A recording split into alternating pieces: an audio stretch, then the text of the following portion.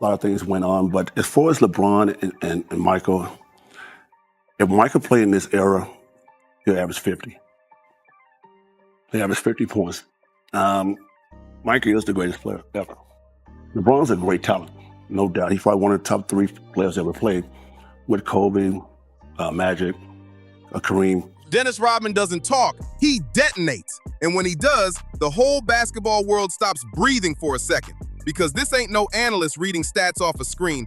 This is the worm. The man who went to war next to Michael Jordan, felt the pressure, carried the bruises, and earned rings the hard way. So when he speaks on the greatest of all time, you better believe he's bringing the truth raw and unfiltered. Rodman says it plain. Michael is the greatest player ever. And he's not saying that as a fan. I just think that if you look at Michael, the body work he's done over the years, you look at LeBron, the body work he's done over the years. How many years? 17 now, going to 18. He's saying it as someone who lived inside the fire. He draws the line sharp between Jordan and LeBron, between dominance and endurance. LeBron's legacy, built on time, seasons stacked one after another. But Jordan's legacy was carved out of pure intensity. 6 rings, 6 finals MVPs, 5 league MVPs, all in a little over a decade. He didn't hang around to pad stats. He came, conquered, and walked away with the crown still burning. Rodman reminds people that MJ made $3 million a year in his early seasons, while today's players cash 40 million checks, and still,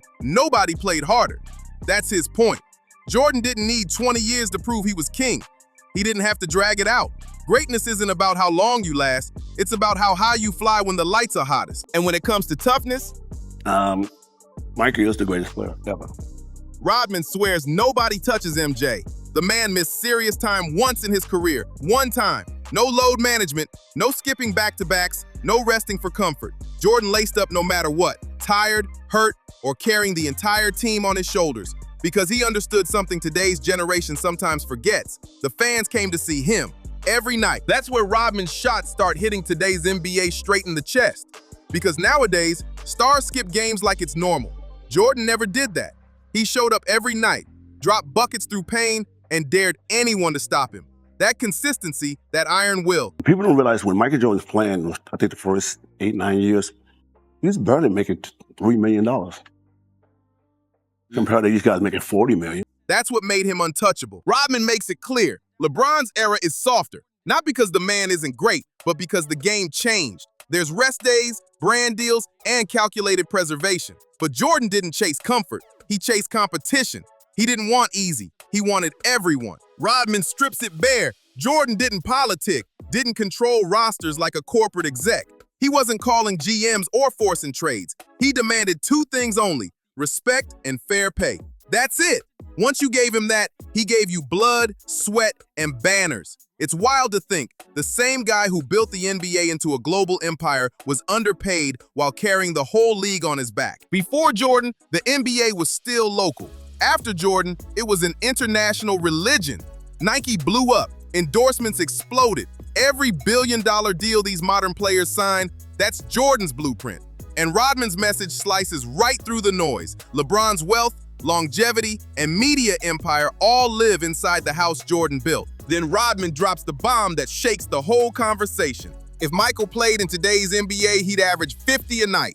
And you can't even laugh at that, because this man saw it. He watched defenses throw elbows, grab jerseys, and still failed to stop Jordan when the game was blood and broken teeth. Now imagine dropping that same monster in an era where you can't even touch the shooter. No hand checking, no enforcers, all spacing, all offense. Jordan would eat defenses alive. In Rodman's mind, it's not even close. MJ's mid-range was surgical. His first step, lightning. His mindset, predatory. He didn't just want to win, he wanted to humiliate. That's what separates him from LeBron. LeBron will pass out of the clutch moment, play it smart. Jordan, he lived for the kill shot. And in today's wide-open game, he destroyed teams every single night. Rodman takes it further. He gives LeBron his flowers, calls him one of the top players ever, but then slams the door. LeBron isn't even in his top 3. That list? Kobe, Magic, Kareem. And when that comes from Dennis Rodman, it cuts deep, because he's not chasing TV ratings. He's speaking as someone who bled in that era. He puts Kobe there because Kobe had Jordan's exact killer DNA. The obsession, the grind, the cold-blooded execution. Magic's there because he reinvented basketball, turned the game into showtime. Kareem's there because his dominance and skyhook were pure poetry, unmatched in history. These weren't just players, they changed the sport. LeBron, he's great, but Rodman says he didn't transform the game the same way. He added to the story, sure, but he didn't rewrite it.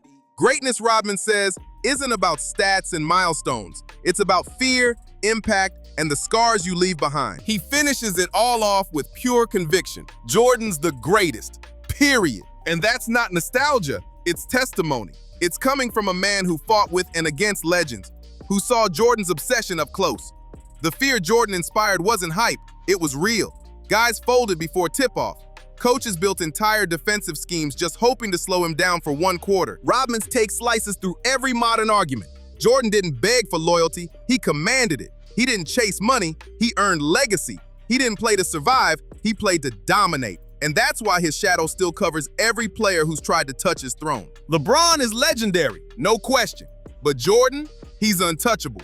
The gap can't be measured in stats or seasons. It's carved in the fear, the dominance, and the eternal respect of everyone who's ever shared the court with him. So the next time someone asks who the real GOAT is, just remember Dennis Rodman's words, because he was there when history was written. Jordan isn't the past, he's still the standard.